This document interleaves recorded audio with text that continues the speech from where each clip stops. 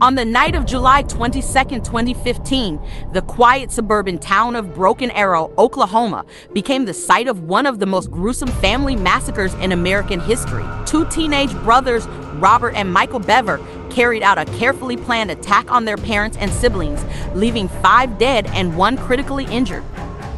Their motive, not just familial hatred, but a twisted desire for infamy to outdo the most infamous mass murders in history. What drove these brothers to commit such a heinous act? How did their isolated upbringing contribute to their descent into violence? This is the horrifying story of the Bever family massacre.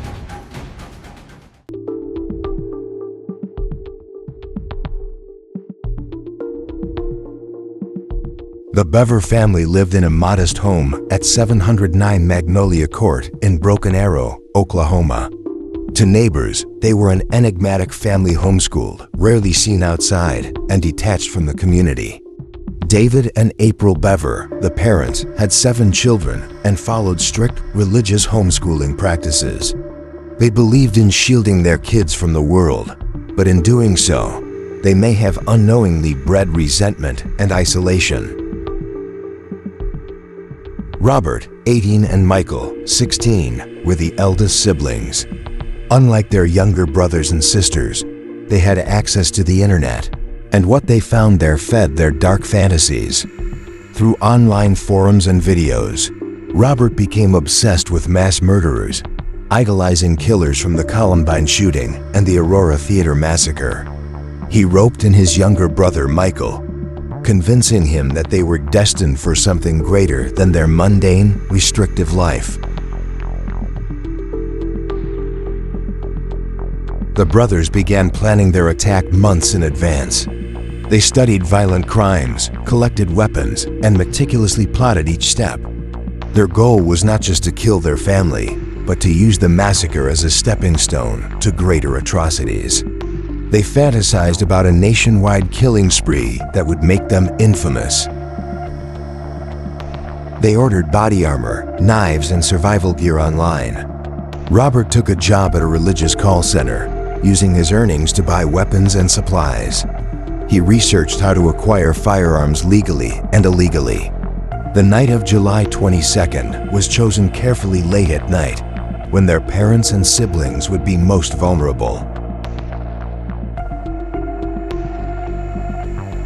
Inside the home, the younger children were unaware of the impending horror. The Bever parents had no reason to suspect that 2 of their sons were harboring deadly intentions. They believed their strict, insulated upbringing was keeping their children safe. In reality, it was fueling a murderous rage. The family dynamic was deeply dysfunctional. Robert later claimed that their father, David, was abusive, though there was little evidence to support this. He described the household filled with fear, where any challenge to authority was met with punishment. Whether this was reality or simply Robert's justification for his crimes remains unclear. Michael, though less dominant than Robert, followed his older brother's lead. He looked up to Robert and saw him as a mentor. If Robert wanted to become infamous, Michael wanted to be part of that legacy. He believed their plan would work, that they would leave Broken Arrow behind and embark on a killing spree that would shake the nation. The internet played a significant role in shaping their beliefs. They consumed content about mass killings, serial killers, and terrorist attacks. They believed they were special, different from the average person. They saw their family as an obstacle standing in the way of their greater purpose. But the most chilling aspect was how casually they discussed their plan. They joked about the killings, debated the best weapons to use, and even planned to record their murders for posterity. They wanted to leave a digital footprint of their crimes, something future generations could watch and admire. By the time the night of July 22nd arrived, their plan was set. The knives were sharpened, the body armor was ready, and the victims were asleep, unaware that they would soon become part of one of Oklahoma's most horrifying crimes.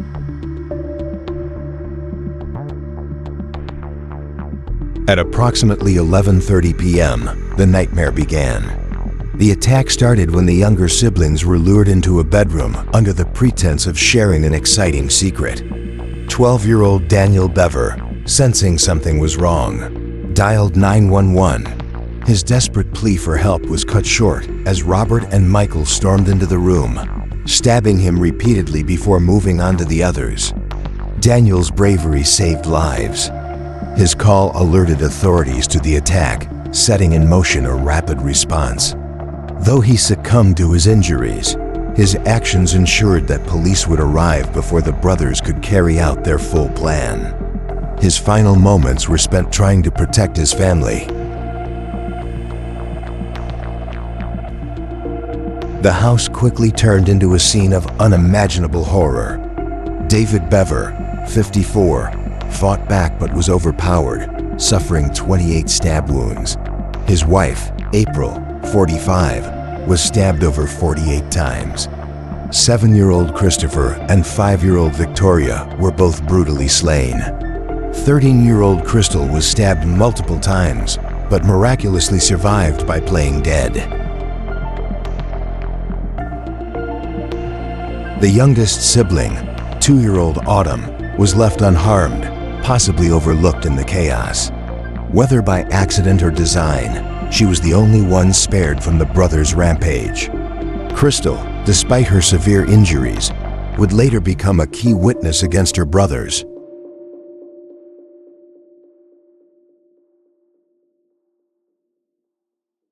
When police arrived, the house was a bloodbath. Officers found Crystal barely clinging to life, while Daniel's last act of bravery had helped authorities respond swiftly. The Bever brothers attempted to flee but were captured in a wooded area behind their home. Robert still held a knife.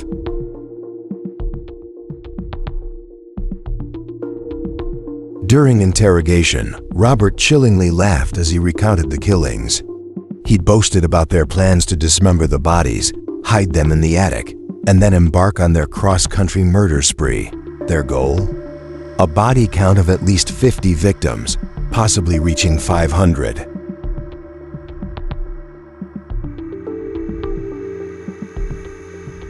In their home, investigators found not only an arsenal of weapons, but also chilling evidence of their obsession with violence.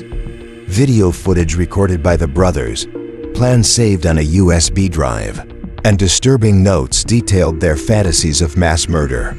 They wanted to be remembered, to be feared, and to be idolized.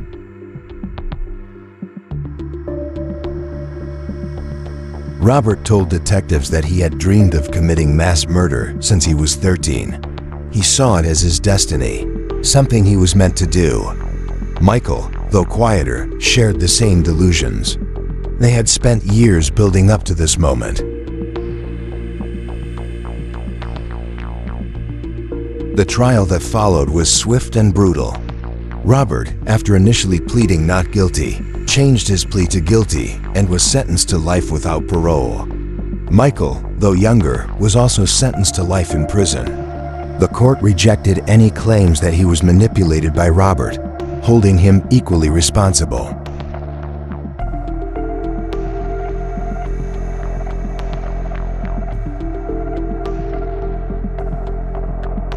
In the years that followed, the Bever home became infamous. Locals dubbed it Broken Arrow's Amityville Horror House. It attracted ghost hunters, dark tourists, and vandals. Eventually, the city demolished it and turned it into a memorial park.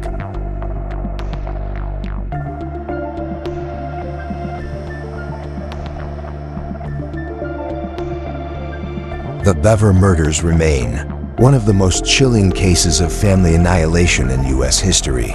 The case raises unsettling questions about isolation, internet radicalization, and the psychology of young killers. How two boys from a seemingly normal home became mass murderers is a question that still haunts Broken Arrow to this day.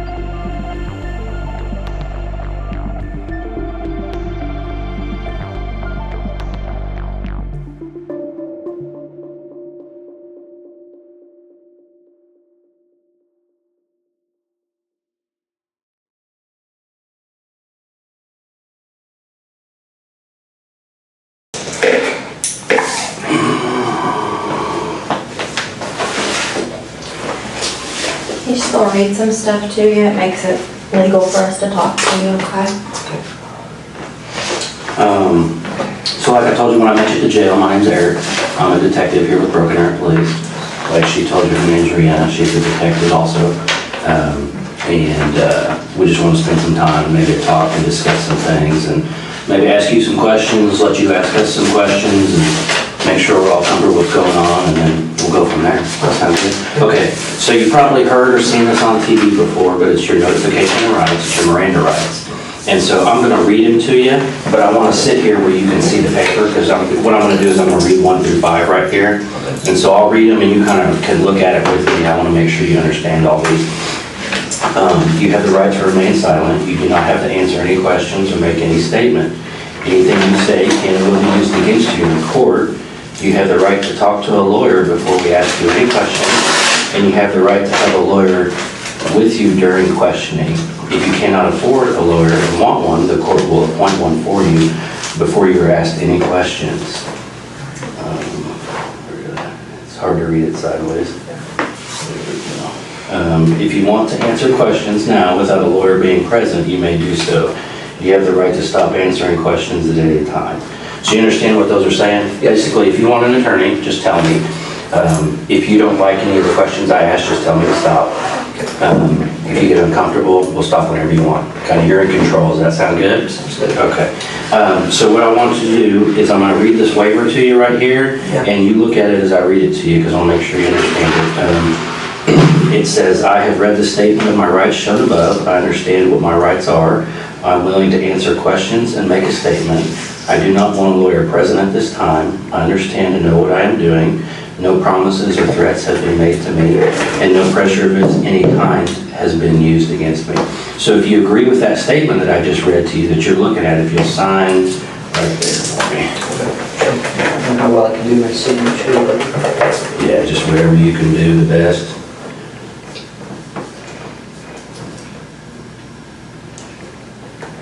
And then if you will read and answer 1 through 4 for me. should put like high school. Yeah. Yeah, because you had said you graduated? Yep. Okay.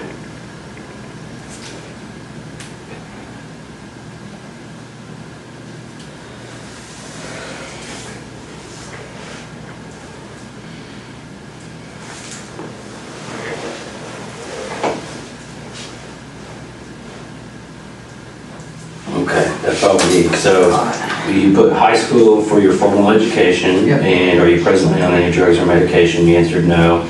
Are you under the influence of alcohol? You answered no. And you do read and speak English, obviously, you put yes. Yeah. Sound good? Okay. Do you take any prescription medications? Well, man, I'm just kind of got thrown into this, so I was hoping maybe you could kind of just go back at the beginning when all this started and kind of tell me what happened, because I need kind of the details so we know and understand what you went through and stuff. Okay, from the very start. Mm-hmm. Okay, about like 2 months ago Okay. is when we first really started talking. So when you say we, who are you talking about? Me and my brother, who is also... Your brother? Yeah, who has to do with me. And what's his name? Michael Bever. Robert? Okay. And how old is he? 18. Okay. All right. Go ahead. Sorry. A couple months ago, I think prior to the start of this year, we started talking about voodoo and rampage and stuff like that. Okay. I didn't take it seriously at first, but then he started buying like a body armor and stuff. Where did he buy body armor from? eBay and Amazon. Oh, okay. Yeah, legal. Does Yeah. he have a job? He did at Mike Tech. He quit at the start of the year. And basically, it just kept escalating. He kept getting burned, and he asked if I wanted any, and I said yes, so he got me my own set. Okay. And then about a month, about like June 30th, is when he came to me and said he found out that he can legally buy guns without permit in Oklahoma, that he could. Okay. And that's when he started planning. And Did you, now you said he bought body armor, but you kind of said like a bunch of stuff. Did he buy, what else did he buy besides body armor? besides body armor, knives, and he was in the middle of buying guns and ammunition. I see, okay. Where did he buy the knives from? eBay too. So on Okay. eBay, Can you tell me, like, how many knives or what they look like or anything like that? I think he had about 3 normal knives and then 1 small Campbell's. Okay. And then, the guns, where did he start buying guns from? He bought them online. I think the website's like Bud's Gun Shop, and he bought 2 Glocks, 2 Glock 41s, and a shotgun. I forget, it's like a Moss boot, I think. Oh. Bought the Glocks off of a website called Bud's Gun Shop, I think. And Okay. he bought the Moss boot off of the official website, and then had them shipped to like Okinawa gun club. So they're actually right now waiting for him So they were shipped to to a gun shop. here in Broken Arrow? Yep. Okay. And they're Where is that gun shop, do you know? he said 7 miles away. He was planning on biking up. Okay, It's like and I think it's next to Get Mall. It's like the Okinawa gun shop okay, or something. And then he bought, I think it was like 250 shotgun rounds okay. on eBay. Not eBay, but on some website. On some And website? then I think he bought close to 1,000 rounds for the Glocks. Wow, okay. And But he's still, out today. oh, so he was supposed to have to pick those up? Yeah, he was supposed to pick them up today. And where was he supposed to pick those? The ammunition was being shipped to the house. The guns were the Okinawa gun shop. Okay. Do you know what his eBay user was? No. No. Okay. I just didn't know if you'd ever been on eBay and shopped or anything. I used to a long time ago, and I like, novelty stuff. Right. So then so he was buying weapons because you guys had talked about murdering. Yeah, and he started planning it. Okay, And I went along with it because I didn't see the way I thought I would want to do it. I very quickly learned tonight that I didn't. okay. That you didn't want to do it? I don't want to do it. I didn't, just because I didn't kill anyone. Okay. I stabbed someone. Who did you stab? My younger brother, Christopher. Christopher. How old's Christopher? 9, I think. What'd you stab him with? My knife. What's your knife look like? It's green, kind of like camouflage, honestly, my with. On where your hand goes or where the blade is? It's camouflage? Yeah, it's all camouflage. Oh, the whole thing? Yeah. How big is it? Show me how big it is. I think it's about this big. Okay. Handleable blade. So what was Christopher doing when you stabbed him?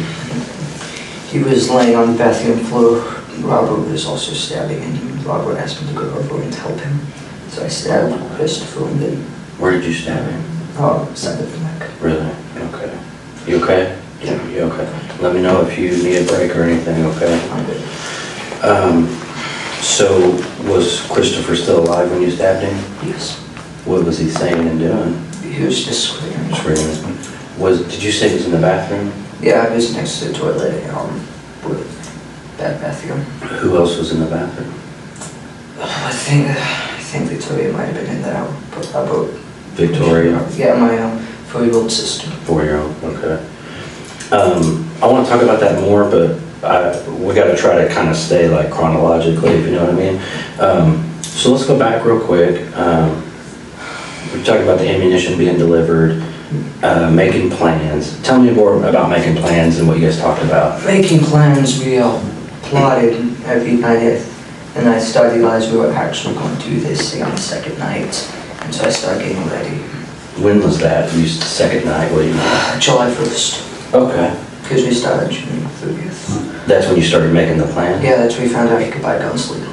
I see. Did you guys make drawings or write things down? I Or think he had a journal, he basically writing his ideas down. I think it's under his bed. Under his Might bed? have checked out. is it like a like- a journal, like a notepad or like Yeah, a book? it's like a blank book. Okay. A black book. I think it's like a little case or So something. you think he wrote stuff in there? Yeah, I think he was planning in it. So then the second day you said that's when you realized that it might actually happen? Yeah. What made you realize that? How serious he was. I mean, he was going through, he started planning on taking all of his money out of his bank, and throwing away stuff, throwing away all this stuff, so you know. Why did he want to do it? Kill people? Yeah. Well, mainly two reasons, I think. It's, because he just, like, he says he hates everyone, he thinks society is pointless, and so he wanted to kill people. Now, do And you- also he wanted to, like, beat the kill, like, amount of other famous people like Columbine and James Egan Holmes. Okay. Did you kind of feel that way too, like when you guys were talking earlier, like, Yeah, like, do you have a problem with society too, do you think? no, I just, Or you were just more like the number of people getting killed was kind of interesting and yeah, I wanted to- exciting? Yeah. Okay. So, because you mentioned a couple names of, are those like serial killers or something? Well, like Columbine, Yeah, Columbine and James Egan Holmes. James Egan Holmes is a guy that shot up the theater. in Colorado? Yeah, he killed 12, and Wow. How many were killed in Columbine? Columbine, I don't know, like 15, I Okay. think. So did you guys have a goal? Did you have a number? He just wanted, I think he wanted to kill like 50. Okay. I have a goal. So okay, so as the planning goes, tell me what plans you started making and coming up with. Well, originally, I think kind of stayed steady throughout the month. Is we wanted to kill everyone at the house first, and Okay. then wait for all the packages to show up over the weekend. And then we take the Yukon and we'd get our state with the guns and start Okay. killing, rampaging. Did you know where you were going to drive to? Towards Washington. Washington State or DC? Washington State. Towards Okay. Washington State. Why would you go to Washington State? It's Never- kind of just never been it's there? just kind of the direction we planned on. And you said Yukon, did your parents have like a Yukon, is that what it is? Yeah, Okay. it's a large Yukon XL. Does Robert have a driver's license? He has a motor scooter. Okay. So he would be able to drive it. Can you drive if you had to? No, I couldn't. Well, you can play video games, surely you can drive a car. It's different. Just not very well. I mean, you could get it from point A to B. You might hit some things on the way, but, okay. So you had your plan. So what happened after, tell me some more. Well, I think everything started falling in place. Kleenex right there for your thumb. Yeah, Kleenex right there. There we go. Oh, Or maybe it's from your finger, I don't know. Yeah. But, back a week before is when I started throwing away useless stuff. Okay. that I need, and so did he. Did you guys like give things away to friends or anything like that? Or Threw it just in the trash. I'm sure a lot of it's still in the barrels in the garage. in the garage? Yeah. What kind of stuff did you throw away? Random stuff, toys, stuff that was just piled up in my closet and he had the room to put the body armor. Oh, I see. Old shoes, clothes. How long have you had the body armor? The body armor? Robert's had his probably since the start of the year, and we've been buying it. Well, he's been buying it. And was it shipped to the house? Yeah. Do your parents know? Did they know it? They knew he had bulletproof vests. They always thought that was a little loud, but they Yeah. never said anything about it. Did he have anything else like the gear that the guys wear, helmets or goggles or gloves? He had a soft Kevlar vest, a heavy, I don't know, it's like a metal plated vest, Okay. level 3 and a level 3. He had a helmet, bulletproof helmet, a bulletproof DEA mask, and leg guards. Wow. Also like a knife-proof Arm thing? Yeah, flat knife and balaclava.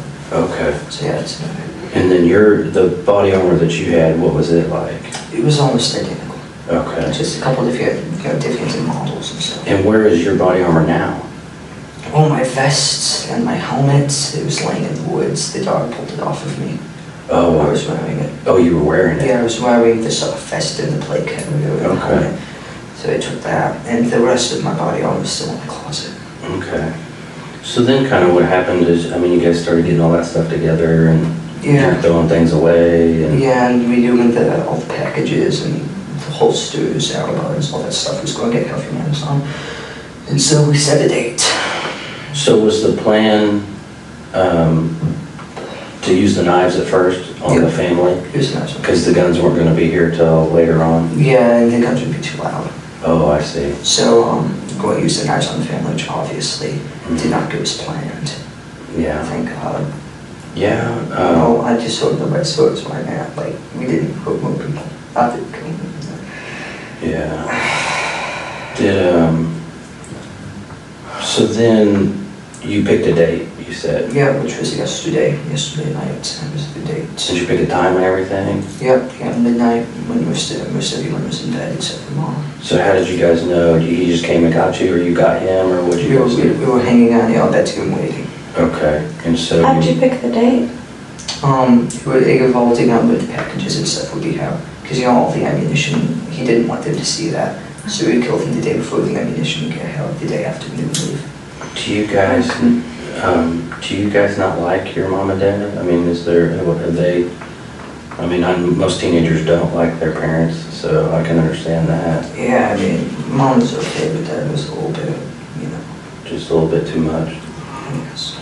So you guys waiting in the room, Mm-hmm. and was it right when midnight, and that's when things started? Right at midnight, my sister, she came in, because she was getting to go to bed, she came in to tell us. How old is? 13. Okay. She came in to tell us that Mom wanted us to get the kitchen done before we went to bed and put the cats up. And basically, we did what we planned. I got to my desk, and I had to look at something to just get to roll up, but went up behind her, grabbed her, and slit her throat. Really? What did he use? His large red knife. Okay. A large red knife? Yeah, it's like mine. How big is it? It's like mine, only red. It's about Oh, I see. that big. And then she fell to the ground screaming. Mom came in first, and then she was Is in your the room hallway. upstairs or so? I don't know. I haven't been to your house, so I don't know. Our room is downstairs. It's towards the back of the Okay. house. And so she fell down and started screaming. Yeah, well, I kept stabbing her. I kind of freaked out because, Mm-hmm. I wasn't planning on Were you this. saying anything, or, I just stood there. Okay. And then Mom came in yelling, call the police. And then he went over and stabbed her. Then he stabbed her? Yeah, he probably was stabbing her, pushed her, further down the hallway, and got up and ran. Okay. She ran out the door. Okay, so she sat down at your desk, and he slit her throat, you said? Well, she was standing at my desk and Oh, I came up see. behind and slit her throat, and then she fell down screaming. And then he stabbed her some more? When he was stabbing her some more, where was he stabbing her? Her neck. Oh, at her Her neck? neck and stomach. Stomach, okay. And then my mom came in and she started yelling, call the police, get Dad. And then he came over and started attacking her. He actually got up and ran out the front door. Wow. And once Mom was on the ground, he got up and started chasing after her. And what were you doing? Standing Did you there. come out in the hallway? No, I was just standing in the room. In the process, I don't know what I was doing. So he stabbed your mom with the same knife? Yep, same. And where did he stab her? I think in the neck too. Okay. And no, actually, he stabbed her in the neck, pushed her into the kitchen, and then together. So with her, she started screaming and ran into the family. At the same time, he realized had left the house. Okay. I ran over and disabled the alarm. Okay. That's what I did. And then he Where's ran. the pad for your alarm? It's not the front door. It's what? It's now the front door. Near the front door? Yeah, and so I went over and disabled the alarm so it wouldn't, But has she already gone outside? She went outside and then Robert went after her. So where did she? She was laying in the driveway and he to go her back from, the bench, if you don't know it, and started choking her. on the bench out front? Yeah, it was like a little bench and he threw the bench on her and went back inside to go after the little kids. Did he bring her in, or did she stay out there? She stayed out there until he asked me to bring her in. I ran out. I had to go her inside. That's why she's in the entryway. I had to go her inside. Oh, you brought her back in. Yeah, Was she still alive? Yeah, she was still screaming. And then that's about the time Dad came down. Okay. Because his bedroom's upstairs. And he went back in the boys' area where Robert was. The boys' area, that's what they call it, our room. And they started attacking Dad. They got a little bit of a fight. But then eventually Robert got him down and I think he killed him. Did he cut his throat too? Where did that happen? In our room. In your room? Yeah. And where were you? I was standing in the hallway. Okay. So did you see him cut your dad's throat? Yeah. Did he stab him other places too? I don't know, I think he just meant for the throat. And And where was she? Was in the entryway? yeah, I think she was in the entryway at that time. And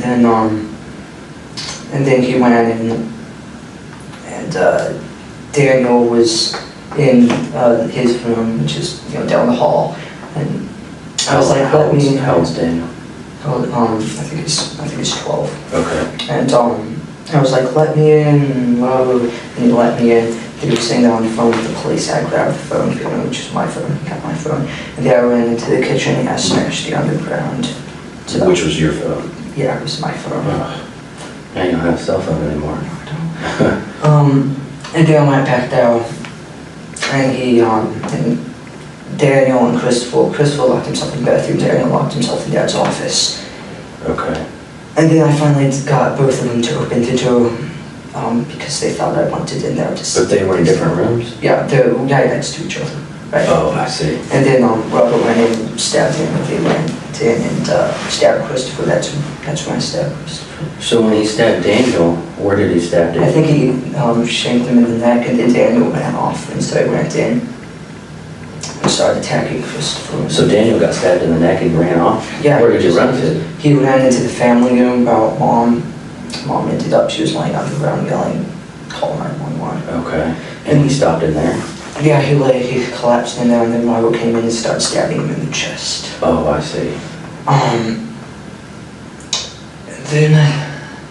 And then who's the youngest, the 4-year-old? The 4-year-old, I don't know what happened with her. I hope she's alive. I'm sorry, maybe I messed up. The one that you stabbed, who was that? Christopher. Christopher, that's what He's I'm trying to say. 8-year-old, I think. He's 8. 10. And he was in the bathroom. Yep. So Daniel had got stabbed in the neck, ran out Mhm. to where your mom was. Yeah. Robert followed him, stabbed him some more. Yeah, after we stabbed Christopher in the bathroom. Oh, I see. Okay. And then basically after that, everyone was pretty much dead. We forgot about all. Who was dead? Everyone, I think, Okay. looked like they were dead, except for she was laying in the TV screaming. Then there was a knock at the door. Okay. Someone knocked at the door. I think that might have been the neighbor, because the police wouldn't have been there yet. And then they just kept knocking on the door. So we turned around. I grabbed on, put my soft vest and heavy vest on. I was carrying the plates. I put my helmet on. And then we went out the back door of Dad's office, climbed over the fence, went down into the park, and started cutting through the woods. Okay. We both collapsed. I think so. We were just sitting there when they found us. That's how you got kind of dirty and stuff, dirt on you. So you guys collapsed. Were you just kind of hiding out? Yeah, we were just laying in a little ditch thing in the woods, and then we saw the light and we lay down, and the dog came over. Did you hear the dog coming? Mm-hmm. I heard them coming. I saw them coming, and then they started yelling, and put your hands up. Mm-hmm. You know, I stepped on my head and handcuffed me. Okay. Can you okay, I'm a little bit lost, I think, because there's too many people in this house.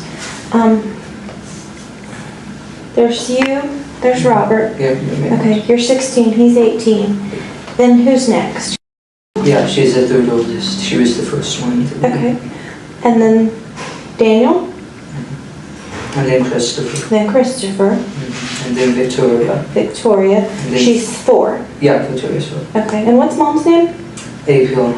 April? April Bever, unmarried maiden name, I think you call it, is Sharp. Sharp? Yeah. Okay. Okay, and Victoria's 4. Mm-hmm. And then what's dad's name? David. David? Okay. David. And then, are there any other kids? How many kids is that? That's, Then there was, she's a baby, she's about to turn 2, toddler. She was up in her bed. I okay. think he forgot about her. And I think she stayed asleep until the police came. And I saw them give her out, so she's okay. So you saw them carrying her out? Yeah, I was in the car. Was it the plan was to kill her too, though? We just want to get that one. Okay. Yeah. So when y'all got done at the house, where were you gonna go? We were going to hang out there for at least the day. We were going to get the bodies in a room or something, maybe the attic. Clean up and then wait for the ammunition, go pick up the guns, and then we'll leave the next day. Where were you gonna go? I mean, where was gonna be your mass plan to get the most bang for your buck? We're just heading generally towards Washington State. We're going to do it statewide. Did you guys have, like, were you gonna go, I mean, who else were you gonna kill? Just whoever you ran into? Yeah, pretty much. He said 5 at a time, like gas stations, restaurants. Okay, and then just keep going. Yep. Did he have some money saved up or something? Yeah, about 480 after buying all the ongoing weapons. Plus You still have that? Yeah, plus 100 I had. Oh, okay. So we talked a lot about your plans in the beginning, because here's what I don't understand is, as you and Robert are kind of planning things out, I mean, because you seem like a really smart kid, and that you kind of, I mean, it seems like you had some pretty detailed plans. You guys had good equipment and weapons, and it seems to me, and tell me if I'm wrong, but I would think that as you guys plan this out, you had maybe more specific plans, like Robert was going to kill this person, and you were going to kill. So who were you supposed to kill? I was supposed to take my pistol crossbow. Who was supposed to shank his soul. She was supposed to die quietly. Yeah, she was going to be the first one, she was. And then Robert would go in, slit Mom's throat, push her over with him. We'd both go in and kill Victoria. Because it was supposed to be like quiet, right? Yeah, it was supposed to go over there. And then I would go upstairs and shoot David, Dad, and the guy with my pistol crossbow, which would kill him. And then Robert would go over and kill him. Okay. So did you use your crossbow at all? No. The only time I ever hurt anybody was when I stabbed Christopher in the neck. Did Robert use your crossbow? No, it's just saying all the time. Where is your crossbow? I think it's on my bed still, unless they collected it. So did you have it out ready to go, and then it just kind of didn't go as planned? Yeah, no, nothing is planned. Yeah.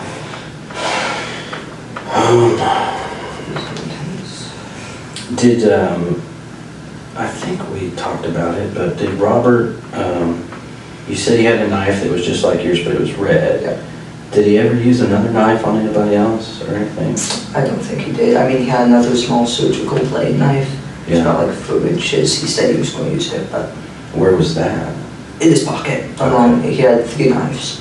A large, about 15-inch black one. Like a machete kind of thing? Yeah, kind of like a cable knife. Okay. And the 12. Where was that, the big one? It was standing on his belt. Okay. And the one he used, the 12-inch blade one.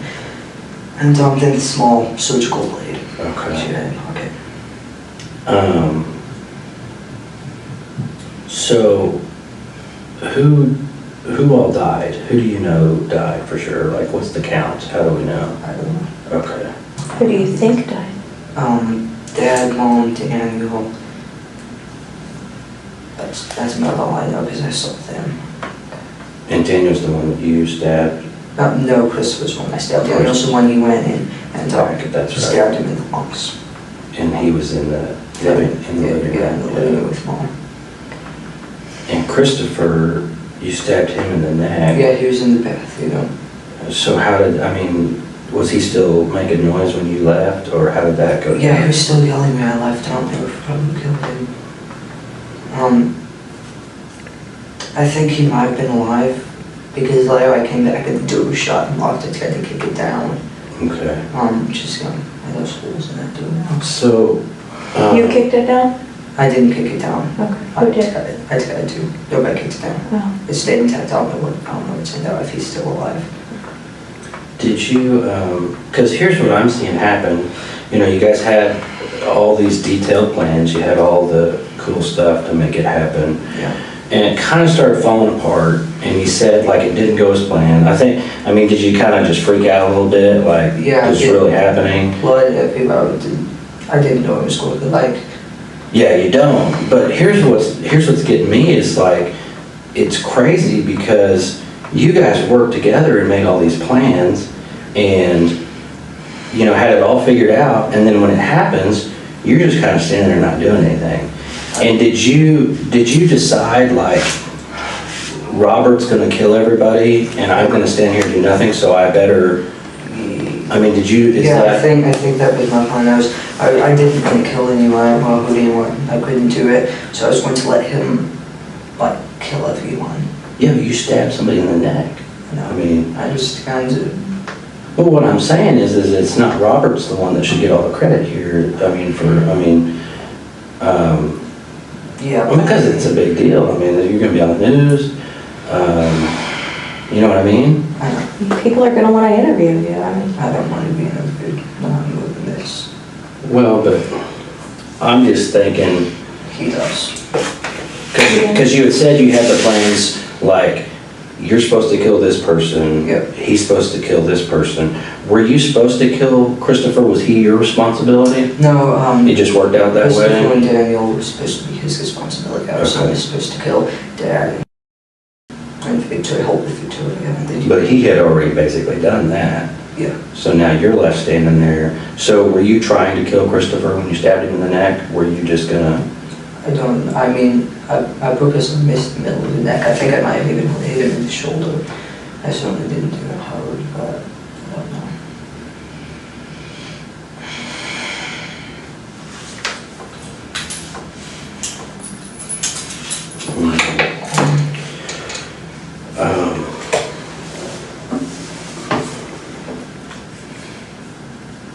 So, originally, your responsibility was Victoria Victoria and Dad. and Dad. Yep, that's what I was supposed to take care of. Did you guys talk specifically? Because you said the crossbow, so you said, I mean, you guys had it planned like, this is specifically how we're gonna do it. Yeah, it was very specific, unfortunately, you know. I think he got his plan through or something. It doesn't work out that way. Yeah. Well, it was supposed to be a lot quicker and quieter, I guess. I mean, did you, so had your cell phone, is that right? Daniel had my cell phone. Daniel. I know they got my cell phone and called the police. So when did you last have your cell phone that you remember? Yeah, I remember. I think it was in my pocket. Like either that or I was sitting on the living room couch. Okay. And I don't know when he got it. But So you had maybe left it on the living room couch and gone to your room, and Yeah. you guys are waiting for things to go now down? we're getting ready. Did he like ever use your phone or play with it or do any of that stuff? No, he wasn't allowed to. So did he only get your phone because he was trying to call for help? Yep. So do you think he went to the living room and got it? Yeah, I think he did because Mom was laying in the living room, screaming, call the Okay. police. And so somehow he came down the hall? Yeah, I don't know if he might have got in my room when I was outside. I was doing nothing alone. Okay. I don't remember what it was. Do you know what alarm company your alarm's through? We never actually, it's just the alarm, the sound itself. Just a sign? Oh, Yeah, okay. just the sign, I think it's ADT, whatever. And are there cameras or anything in your house? Yeah. Where do those record to? Hallways, living rooms, another hallway, and his crib. Is it go to a computer or something somewhere? I don't think it was being recorded, no. Oh. Just live. Do you not have, oh, so is there a TV where you can watch it somewhere? Yeah, my dad watches it on his phone. He has an app to watch it Okay. on his phone. Watches on Is that through like the cable company or something, or? No, I think it's something he set up, like his own server or something. Oh, okay. And you don't think it's being recorded? I don't know if it was being recorded. I mean, his computer system's like, super hard to get into. Oh, but is it like a good computer system? It's a good computer system. Okay. Yeah, I mean, he's like a database engineer or something, so. Oh, that's right.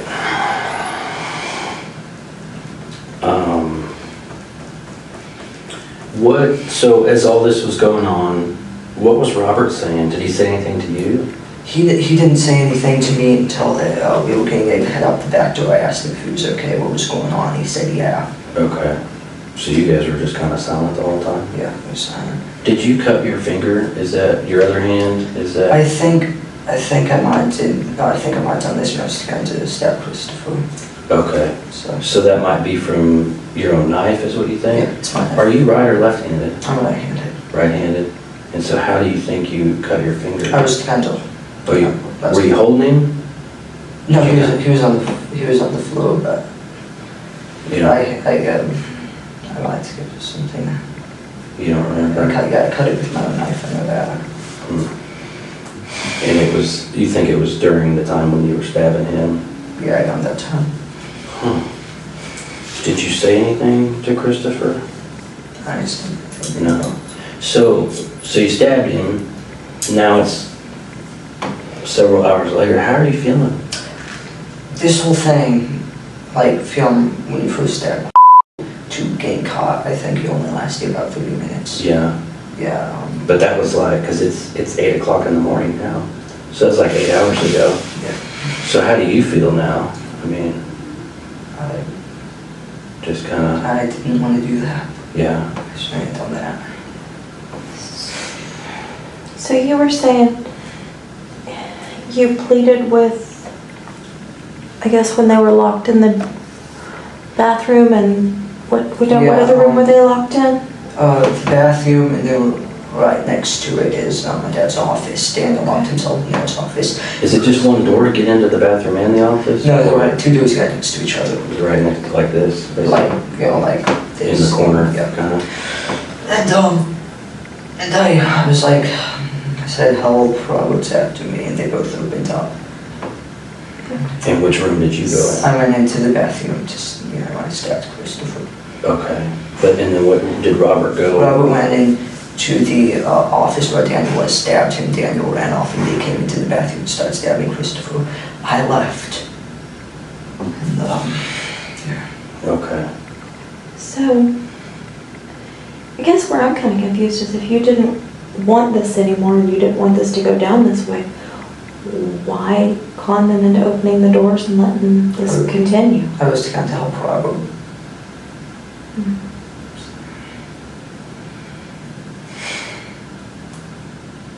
Because,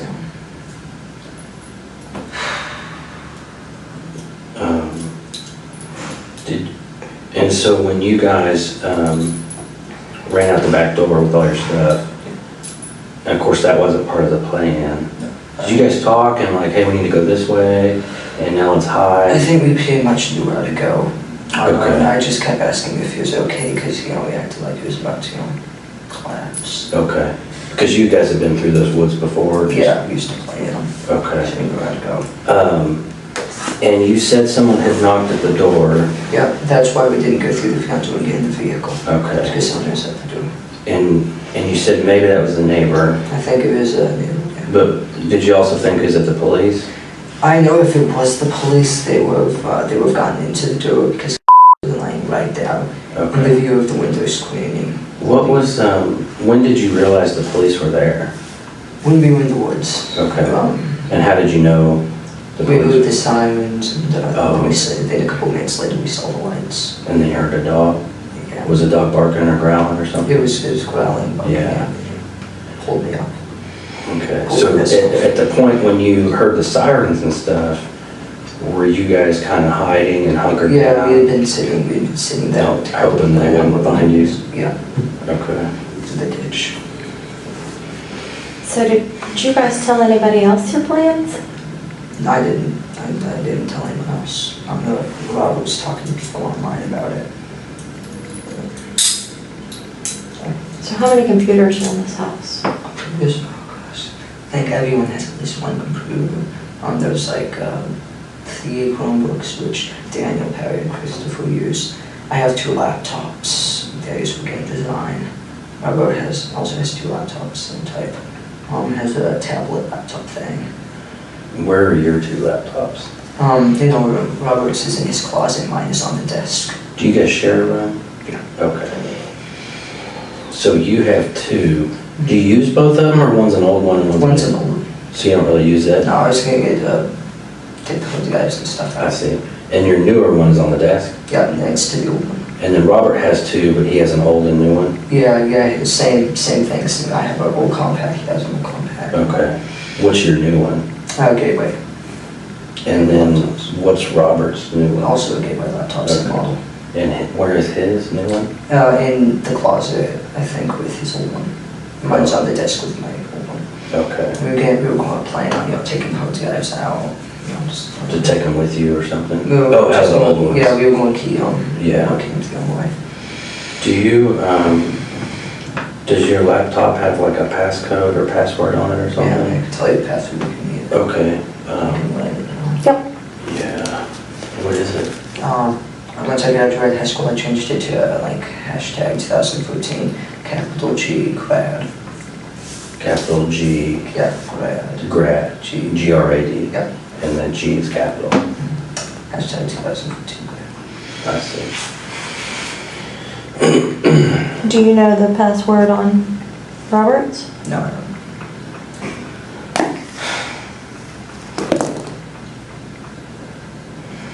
And so is your, I may have asked you already, where's your knife now? Do you know? Or where was My it knife, last? all my 3 knives were in my pocket. Were in my pocket, man. Oh, when you got caught? Yeah. Okay.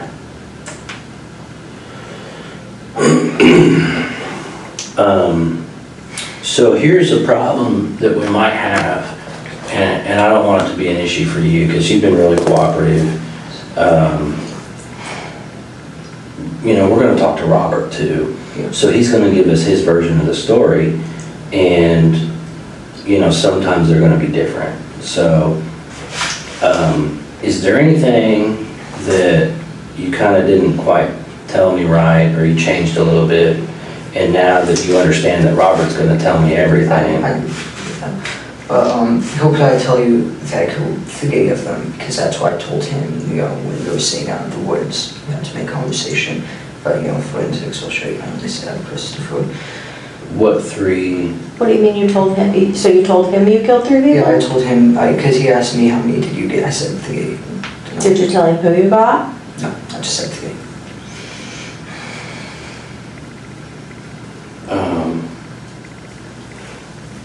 So do you, I guess this is my question for you.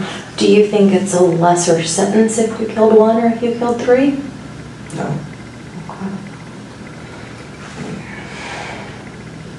What, I mean, I don't know, I think Robert, he may have, there's gonna be a lot of differences, that's what I'm concerned about.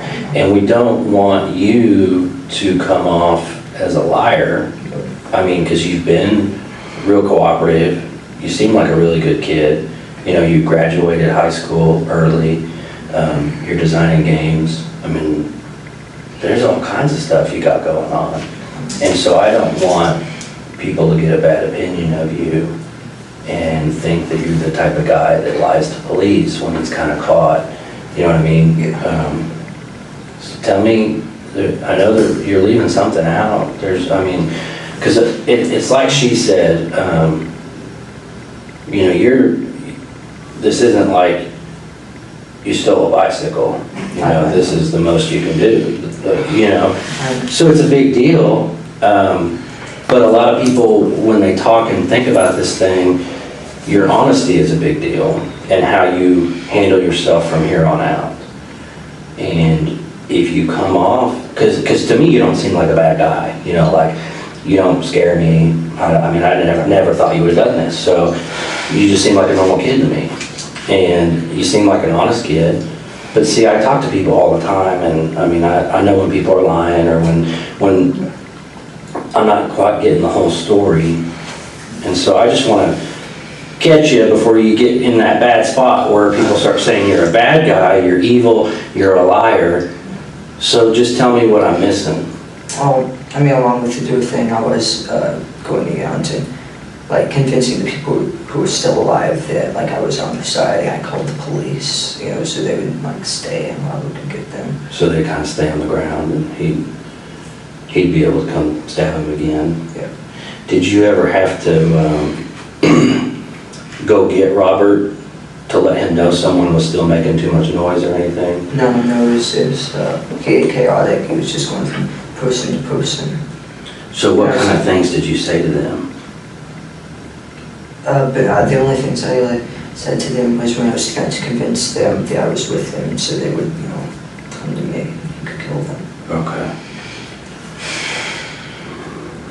And that's all you think that he might tell me different?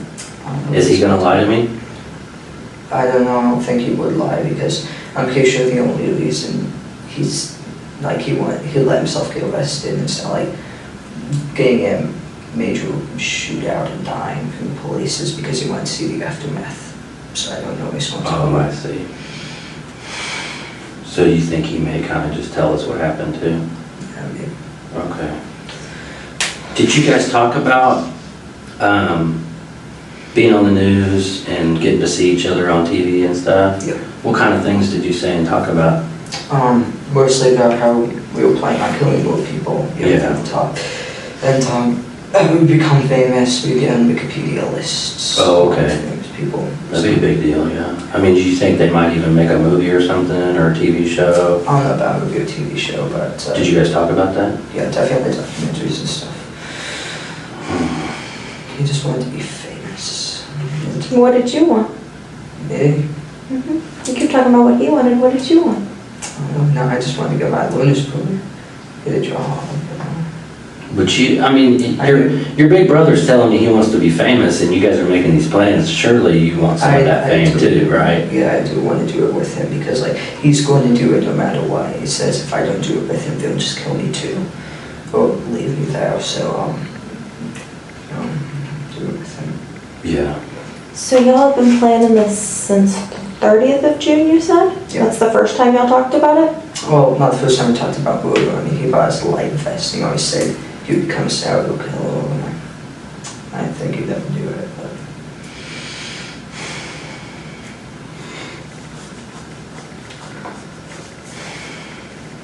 Yeah. You need anything? We're gonna step out for just a second. Crap.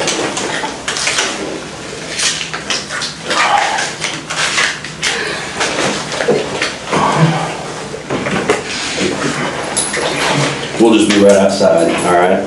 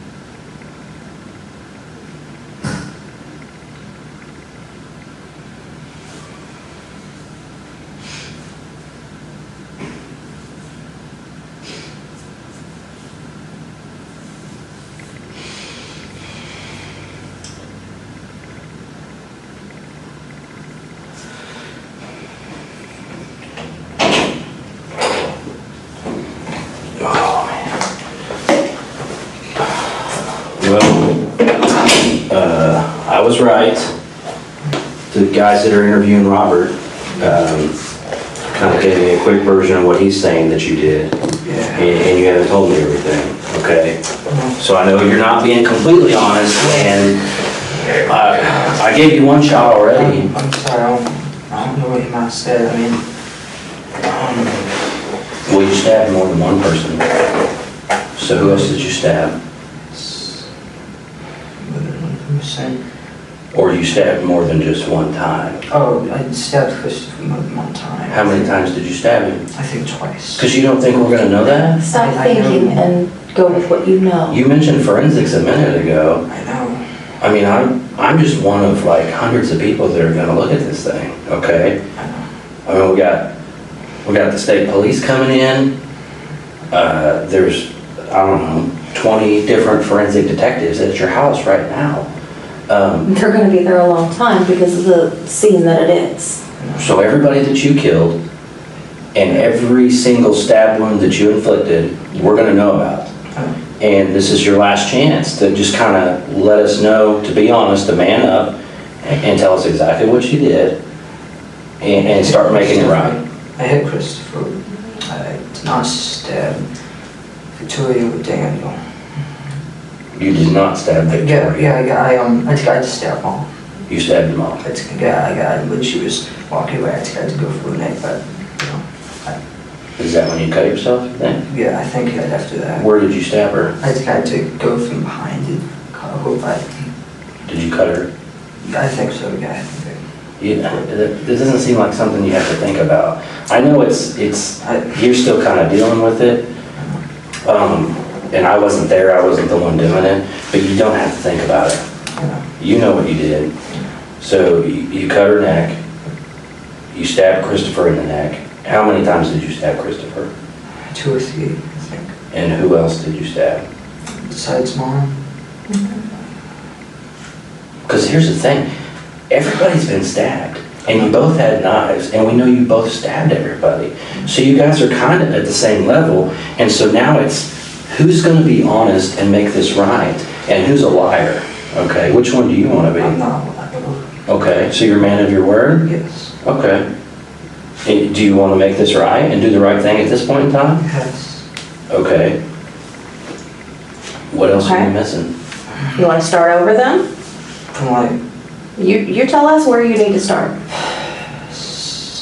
he stabs. I didn't stab. I was stabbed through a window. So, What about the crossbow? the crossbow, yeah. It was pulled back, like it didn't have a bolt or arrow or anything. I tried to fire it and broke. It broke? Yeah, I never, that's why I never used it. It broke. It's cheap. So it was a broke before last night. It broke when I tried to guide fire because I wasn't able to do anything in here. I just need to uncock it. Instead of going to the ground, I pulled the trigger and this thing, And that was a while ago, or that was last night? Oh, that was last night. Because you were supposed to use it. I was supposed to use it. It was cocked back and I wasn't going to use it, so I tried to, uncock it and broke. So nobody's going to have any crossbow injuries. No, they're not. Okay. What about the big knife, the machete? Did that get used on somebody? I think he might have used it on Daniel. I think that's what he might have used to stab him in the chest. And what about the surgical blade knife? I think that's what someone's still with, too. So yeah, I think he used all of them. I only used the one. I used the green one. You only used the green one? Yeah. And you're sticking to that? Yes.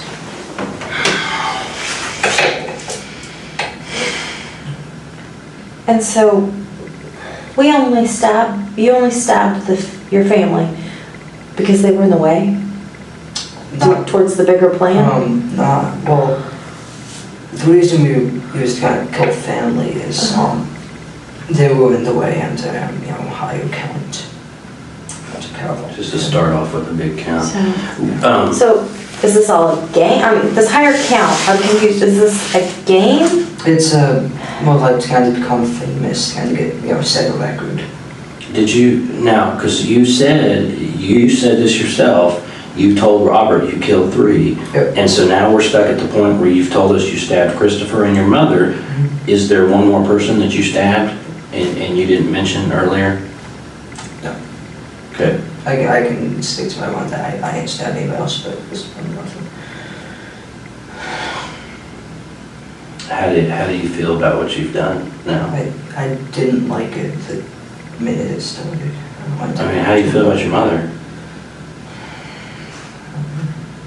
You watched her get stabbed, you cut her throat yourself, and you watched her bleed all over the place and scream. How does that make you feel? No, I don't think about it. You don't want to think about it? And Christopher, your little brother, you stabbed him in the neck. What has he ever done to you? So he's just a number.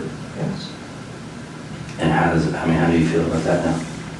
It's pointless. It's what? Pointless. Pointless.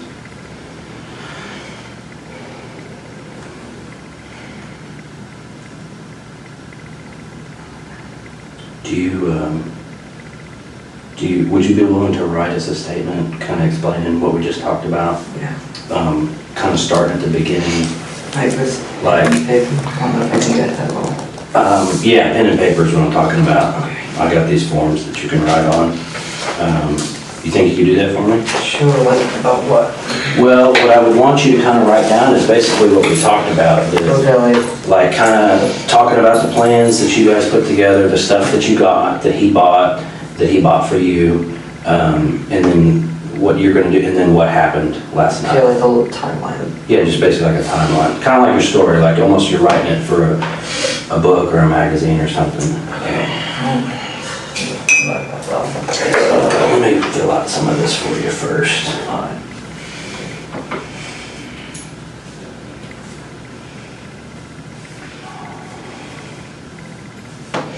So you think the first time he ever talked to you about killing people was how long ago? First time we ever mentioned killing people, I don't know, it might have been 2013 to 2014. Okay, so so you're gonna put, it says I, the other sign, so you're gonna put your name right there for me, so go ahead and write your name there.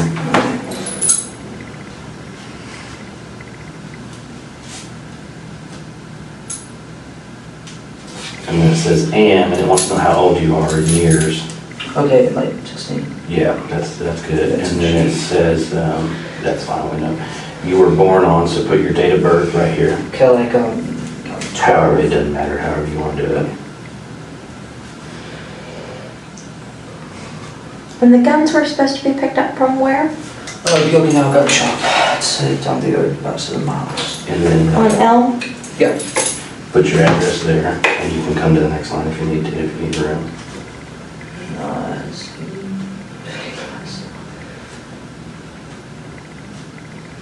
And what was the name of that website? Bud's Gun Shop and the official Moscow website, I think. Like, Yeah, that's perfect. Let's see, so, I'll use this other pen too. So, put my name on here, so you know it.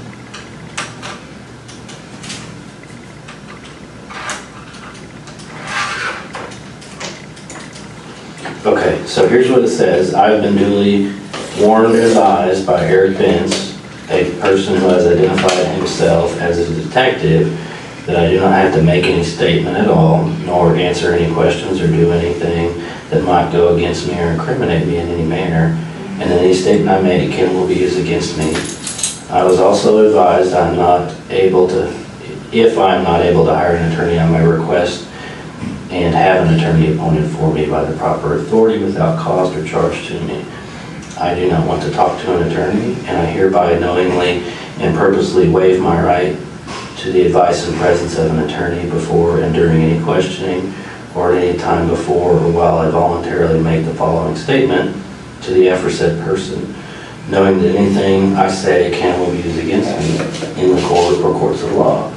I declare that the following voluntary statement is made to the aforesaid person of my own free will, without promise or hope of reward, without fear or threat of physical harm, without coercion, favor or offer of favor, without leniency by any person or persons whoever. Do you understand all that? Yes. Okay. So what you can do is, you can write here, and then if you run out of space, just jump over here and write here. If you run out of space here, let me know. I've got more of these. So just do your best. Don't worry about spelling. If you misspell something, it's not a big deal.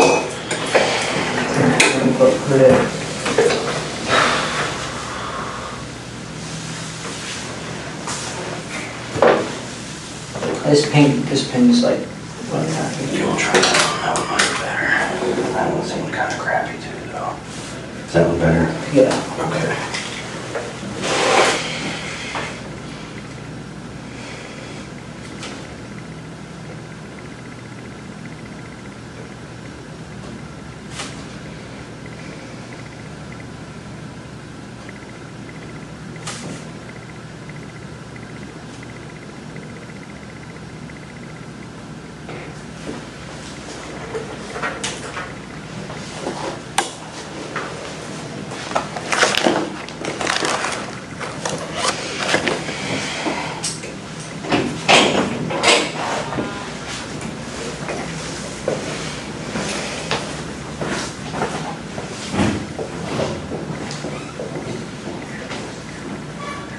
Okay.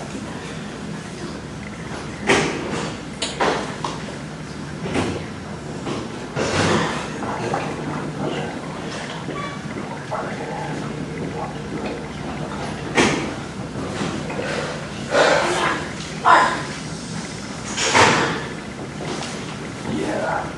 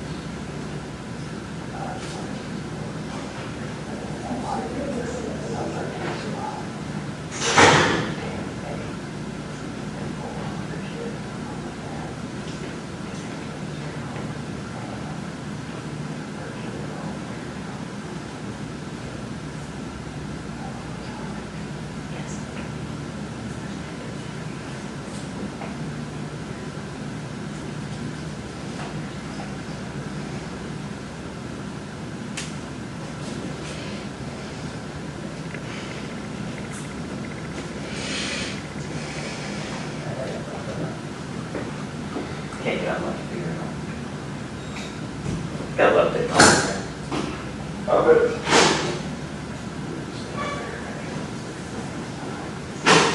Well, no. Well, yeah. What is it?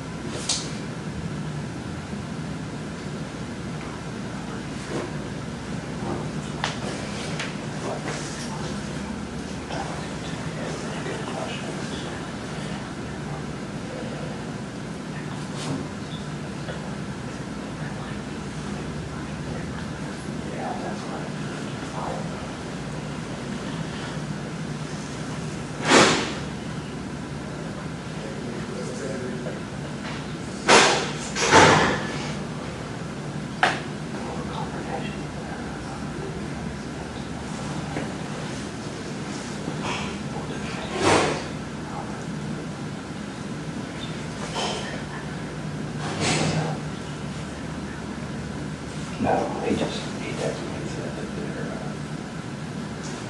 they're almost done. The ones that.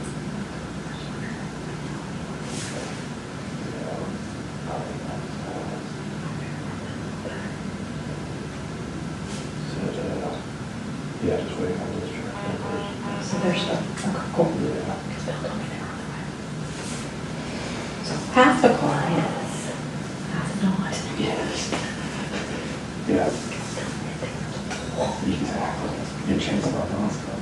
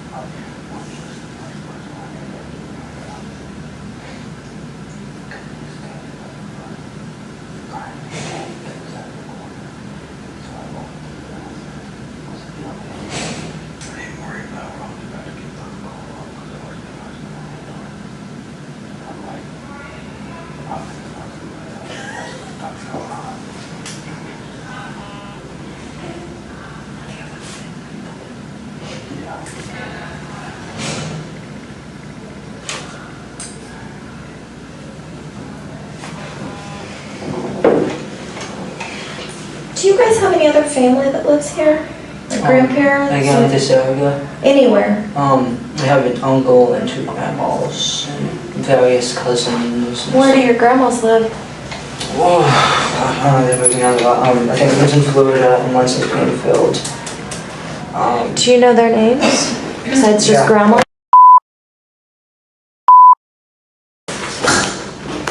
Maybe I understand. Do you know either of their phone numbers? I'm sure it'd be in contacts of the phone. Okay. And is she the one in Springfield or? She's the one in Florida. Florida? If she's still in Florida, she might be in Kansas with my aunt. Okay. What's the aunt in Kansas's name? Brown, I think. Okay. So, does anybody live local? Oh yeah, my uncle. What's your uncle's name? I think he lives, in Broken Arrow or around that. Okay. Gotta find his address. Oh. Uh-oh. Yikes.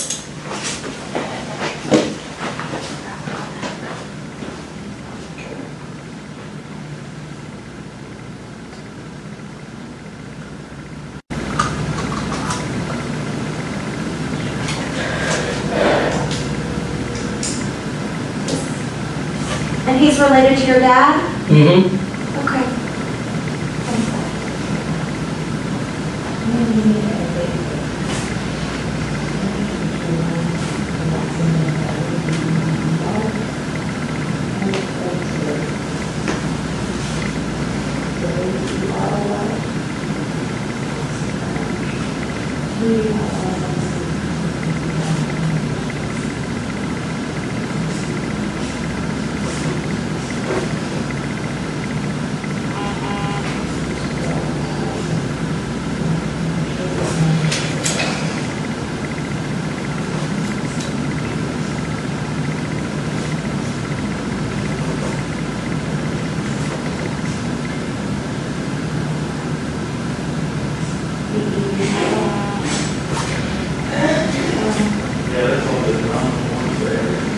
Oh yeah, that's why it's so weird.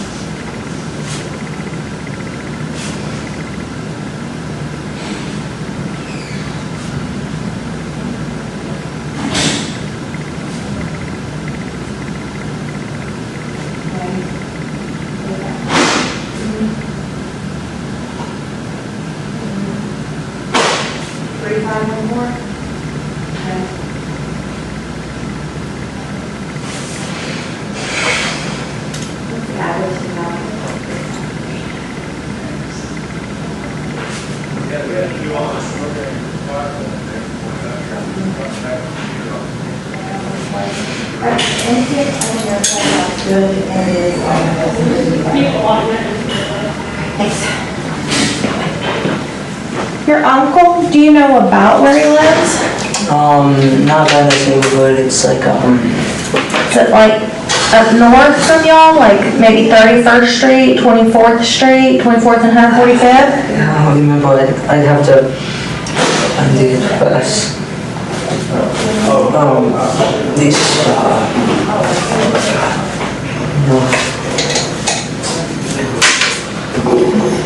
About how much more in your statement you got? I don't know, about halfway through. Okay.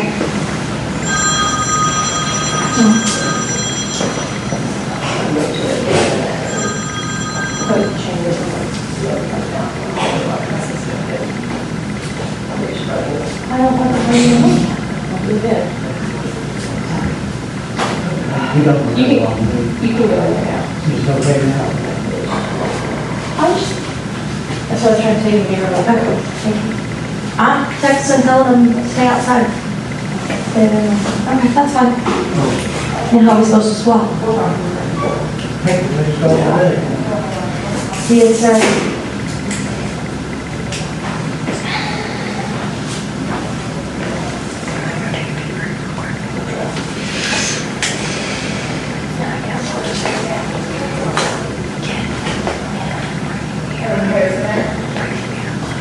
What'd you make a masterpiece? Thank you.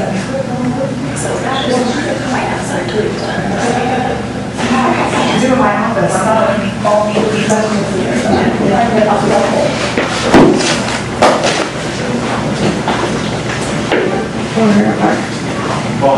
Okay, do you need a bottle of water or anything? Yeah, thank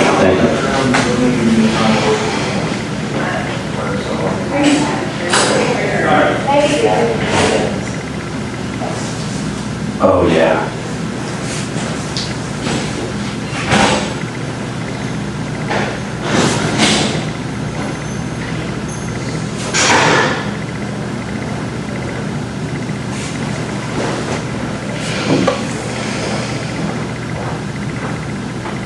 I'll just text you. Are you waiting for us? We're going to find you.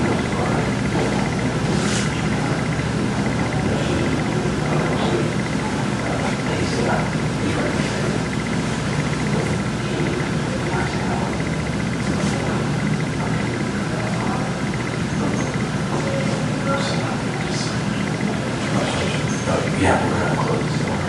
Walk in. Oh, okay. Yeah, we'll do that. Are you looking at taking that? I just texted you. You're still on the cable for about 5 minutes. Try to get her out there.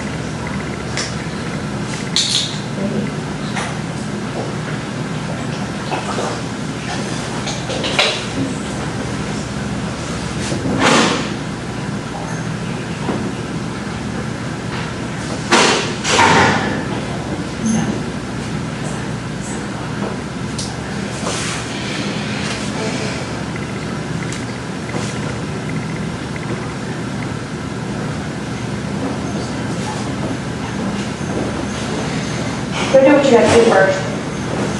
Hey, Shane.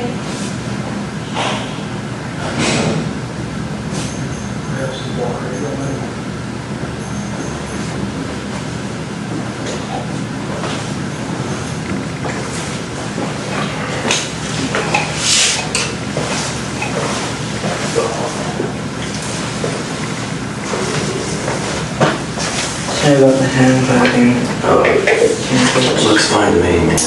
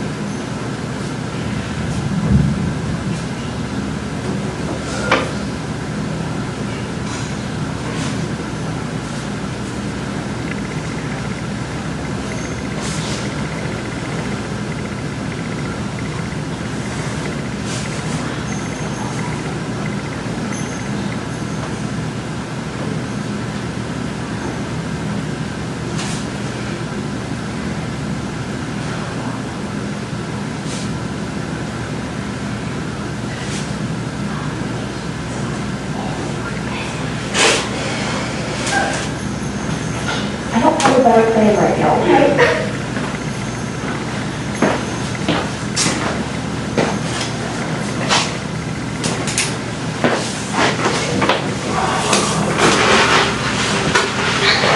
Are you done with your breakfast or do you finish it? I'm done with it.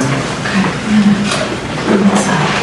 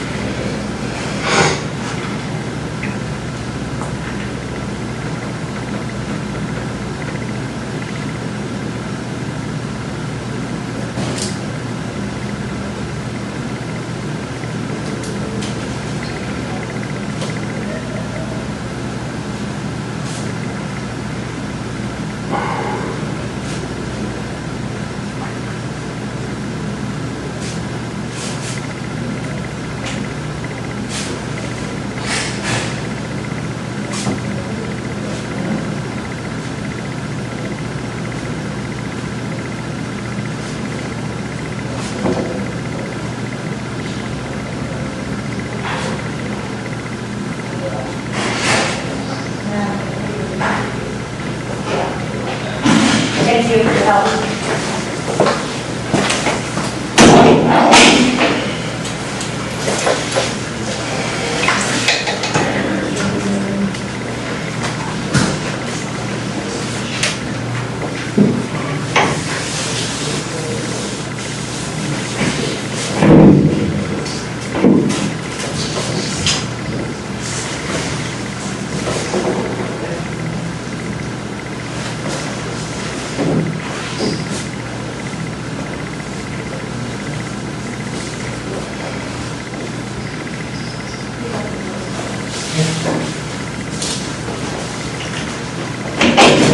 Yeah. Quick. Just gonna throw this down here real quick.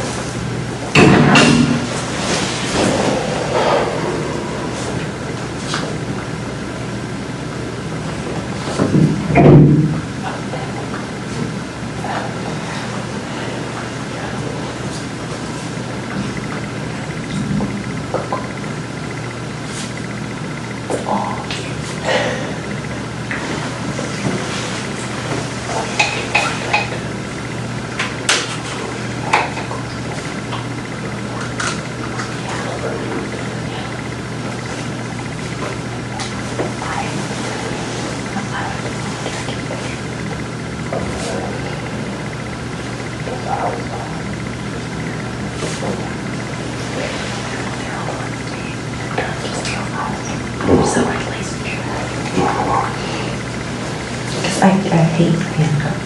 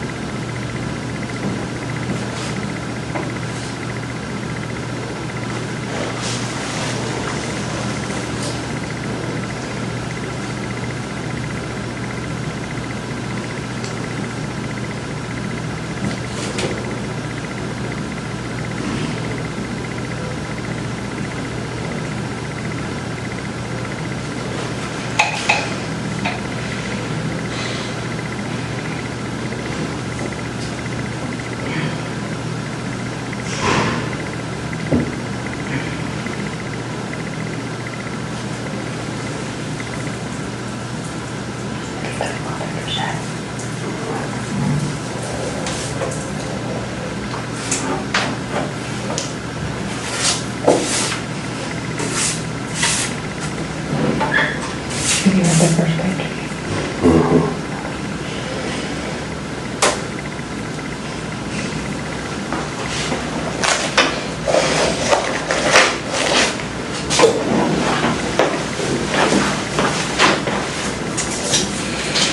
Sorry about the handwriting. Do what?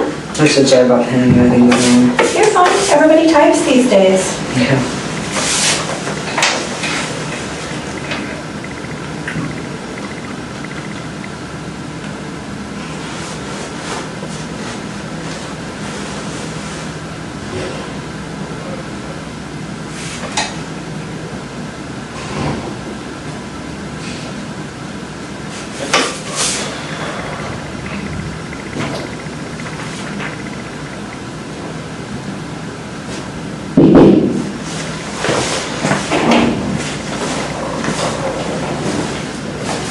I'm sorry. What's that? Daniel and... That's Christopher. It's his middle name. What's his first, what's his name? His middle name is Christopher. His full name is Christopher Perry Bever. Christopher Perry? Yeah. Okay. And so you call him Perry sometimes? Yeah. Okay.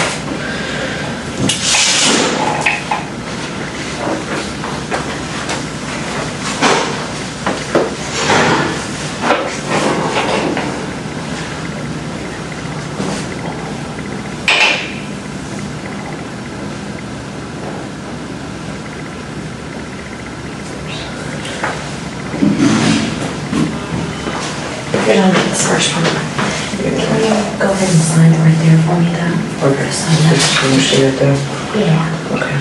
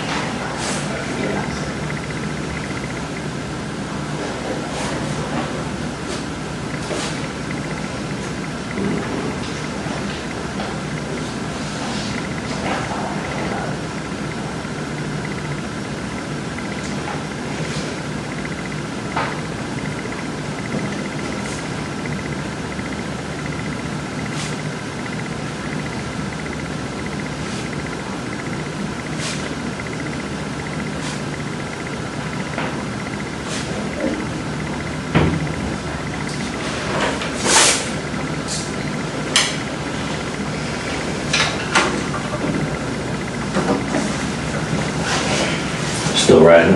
Yeah. Okay. Let me know if you need another page.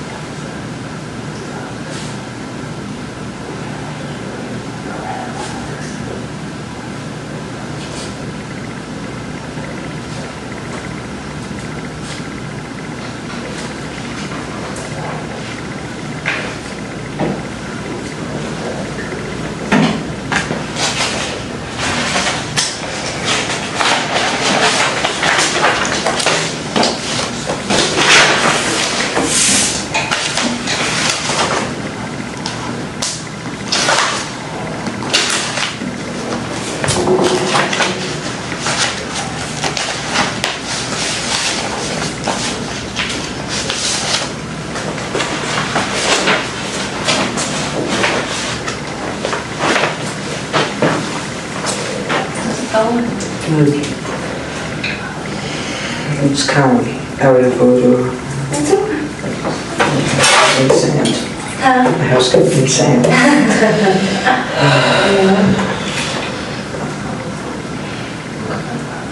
About done? Yeah, a little bit.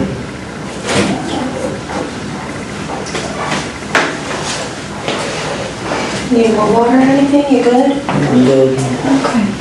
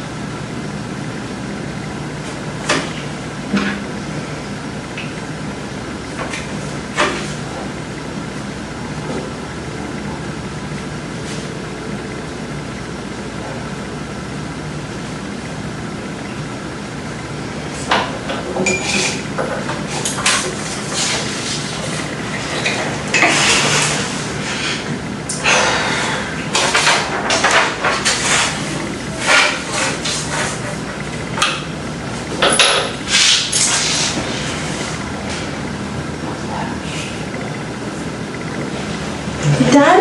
Yep.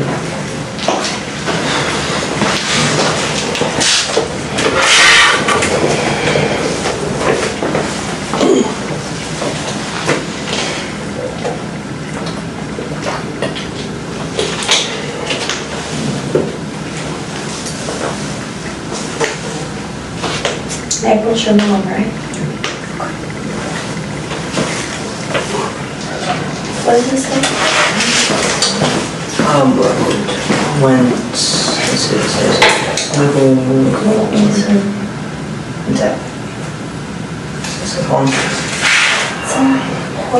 listen, Robert, what are you doing? That's what she said.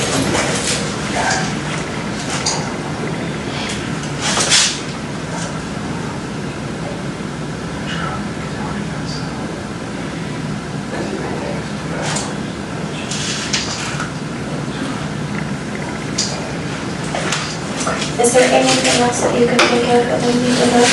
Yeah, other stuff, like, stuff I told you, but I didn't include in that. That's okay. I understand that part. But there's nothing that you could think of?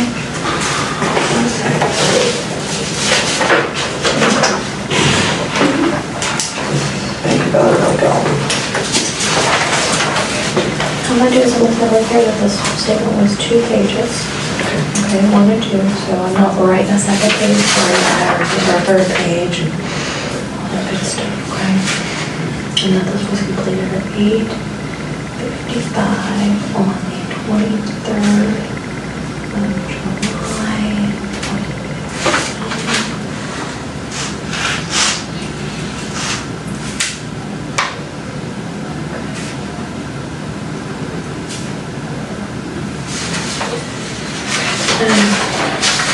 I'm sure earlier that served you with your copy of the search warrant.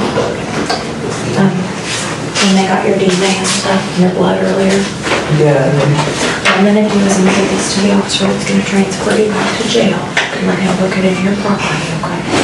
As of right now, do you have any questions? Anything on, any questions about your charges or anything? No?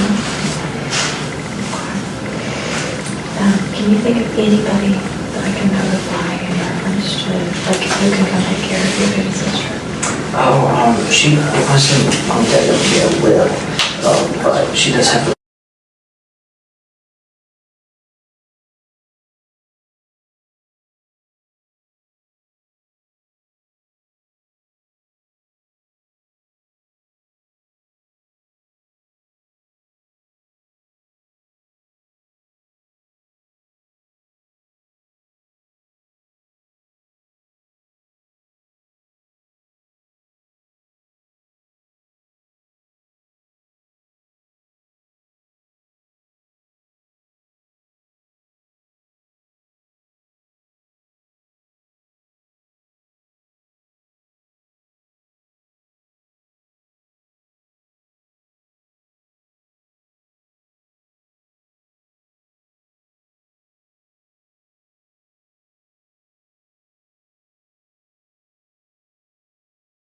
Welcome in, everyone, to another deep dive, this time into a case that is truly chilling, the Bever family murders. Oh, yeah, absolutely. We're going to be looking at excerpts from the Bever family murders, a Broken Arrow tragedy.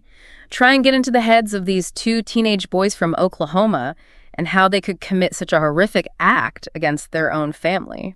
It's a fascinating case, isn't it? I mean, It's one of those that really makes you think about what is evil. Right? What creates that? Right. And what I find so interesting about it is that it wasn't just like a spur of the moment, a crime of passion or anything. Right. It was planned meticulously for months and months and rooted in a lot of different things. We're going to get into family dynamics, online influences, and this really disturbing fascination with notoriety. Yeah, so let's unpack all that. The book talks about this family living a very isolated life in Broken Arrow. Right. 7 kids, all homeschooled, not really connected to their community much at all. Yeah. Do you think that played a role in what happened? Yeah, I think isolation can be a breeding ground for a lot of problems. Yeah. It can foster resentment, create echo chambers where extreme views can just fester. Right. And people don't have the opportunity to develop healthy coping mechanisms or social skills. Right. And so in this case with the Bever family, it seems like that detachment from the outside world really did create sort of this pressure cooker environment. Yeah. Where all these dark thoughts and fantasies could just thrive. And on top of that, you have the 2 eldest sons, Robert and Michael, who had access to something that their younger siblings didn't The internet. Right. What were they looking at? Well, that's where things get really interesting. The book details how Robert, the older brother, became fixated on mass murderers. Okay. And he wasn't just reading about them. He was actively seeking out content that glorified their actions. Wow. Forum discussions, videos, even manifestos. So he was completely immersing himself in this world of violence. Absolutely, he was. And what's really disturbing is that he wasn't just a spectator. He was an active participant. He was engaging in online communities that shared his morbid fascinations. Oh, wow. Which further reinforced his worldview. So, these weren't just random websites he was stumbling upon. Right.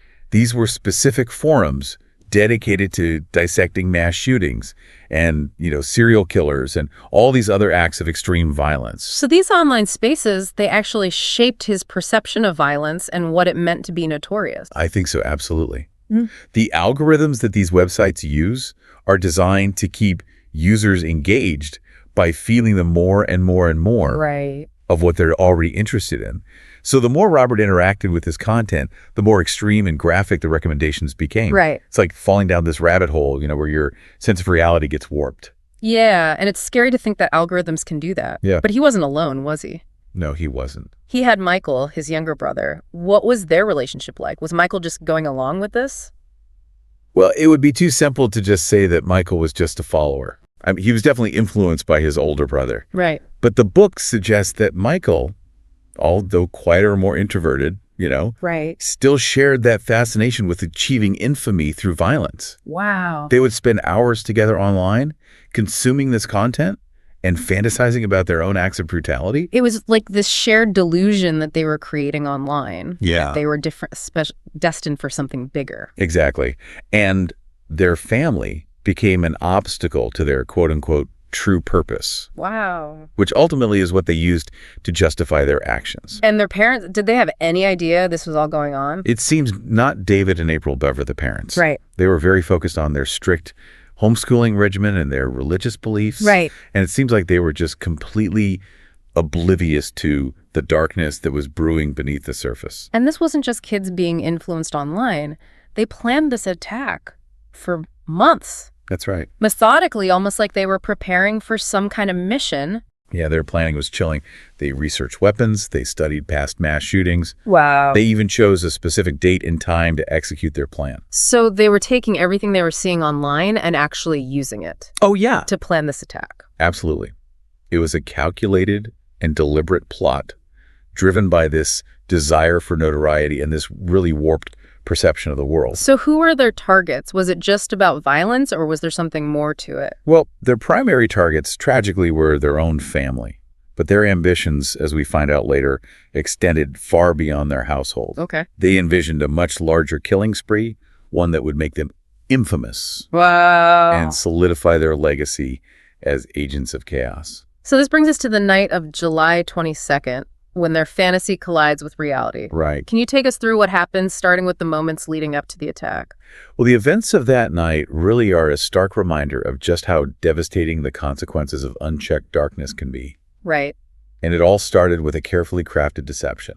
A ruse designed to lure their younger siblings into a vulnerable position. Right. Setting the stage for a night of unimaginable horror. This is where it gets really hard to hear. Yeah. But it's important to understand the full scope of what happened. You're absolutely right.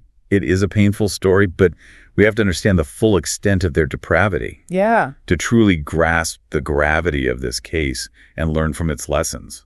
It's July 22nd, and the Bever family has no idea what's about to happen. The book talks about how the younger kids were tricked into going into a bedroom like they were going to share a secret or something just awful to think about the manipulation. It really is to think those young children full of trust were led into a trap by their own brothers. Right, by the people they should have been able to count on the most. It's heartbreaking, but even in all this horror, there is this one glimmer of hope. You're talking about 12-year-old Daniel, right? Exactly. The book talks about how brave he was sensing something was wrong and calling 911. Imagine the fear he must have been feeling, and yet he still thought to call for help. Yeah, it's awful to think about that call being cut short when the attack started. Oh, yeah. But even those few moments on the phone were so crucial. Absolutely. His call, although brief, alerted the authorities and got a rapid response in motion. Right. If it wasn't for Daniel's quick thinking, who knows what would have happened? It's a reminder that even in the darkest moments, courage can still shine through. So the police arrive, and I mean, what a scene they must have walked into. It's gruesome. The father, David Bever, he fought back valiantly, but was overpowered, multiple scab wounds, pronounced dead at the scene. And April, the mother? April was also found deceased. She had suffered even more stabbings, just a brutal attack. And the other children, 7-year-old Christopher and 5-year-old Victoria, were also killed.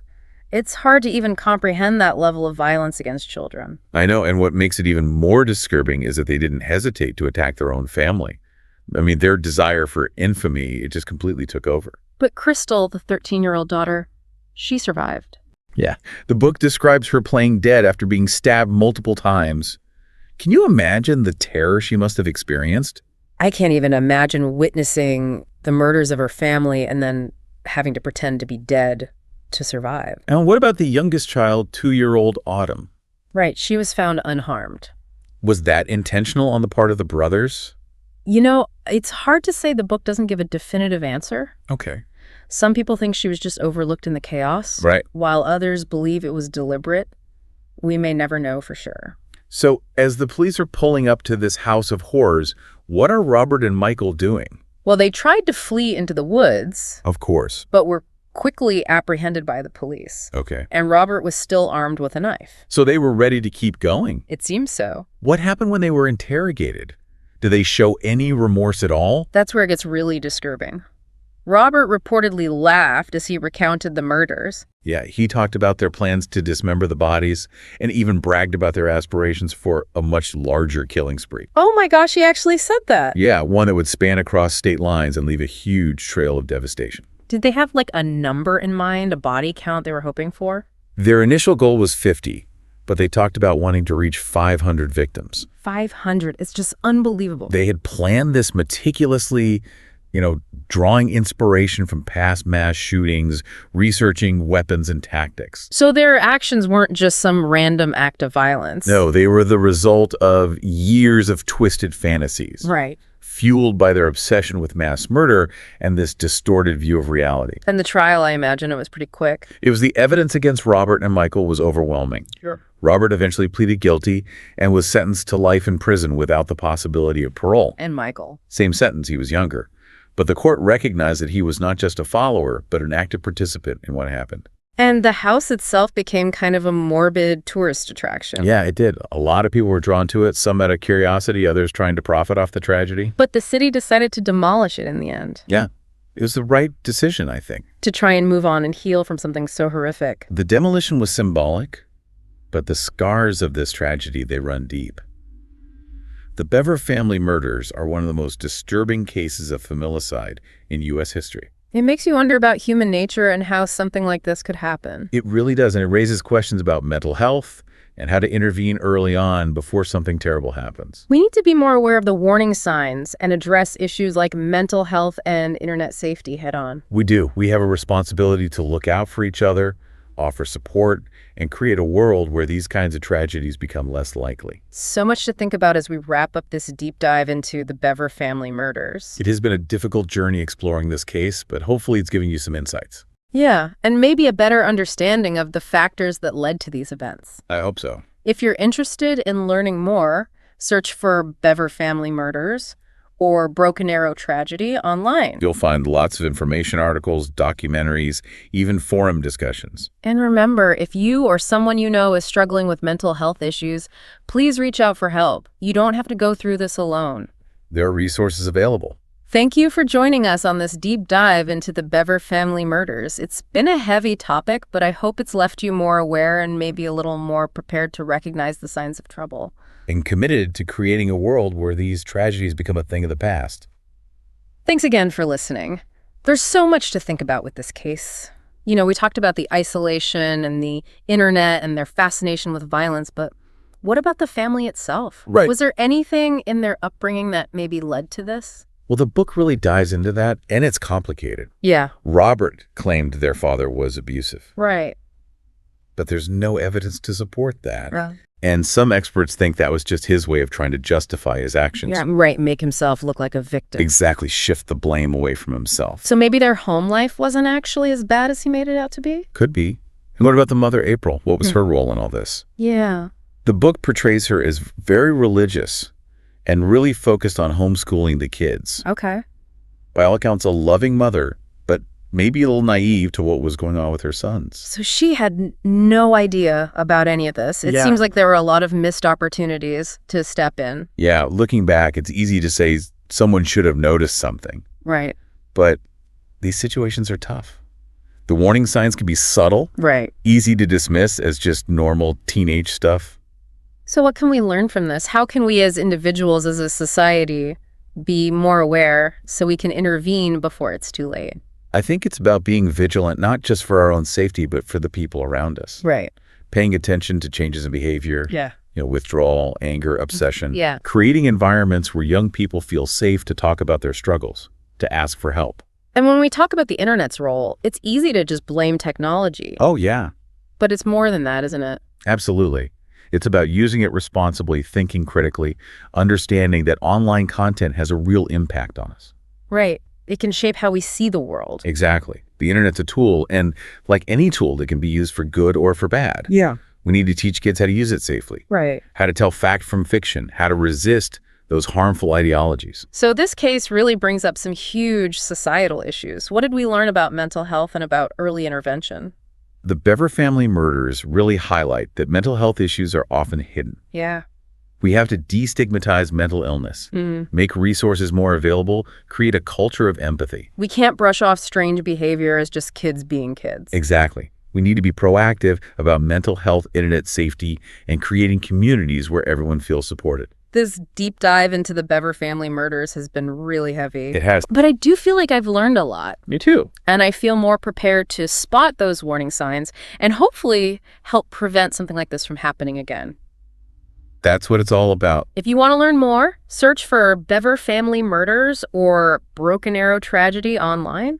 There's tons of information out there, articles, documentaries, even forum discussions. And remember, if you or someone you know is struggling, please reach out. There's help available. You don't have to go through this alone. Absolutely. Thanks for joining us on this deep dive. It was tough, but I hope it leaves us all a little more aware and committed to creating a better world. A world where these tragedies are a thing of the past. Thanks again for listening.